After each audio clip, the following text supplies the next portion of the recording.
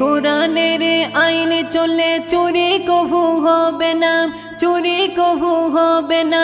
সোনার দোকানে থাকবে খোলা, ভুলেও কেহ ছবে না। হীরার দোকানে থাকবে খোলা, ভুলেও কেহ ছবে না। কলমের খোঁচাই কারো ঘুষ তো দিতে হবে না, ঘুষ তো দিতে হবে না।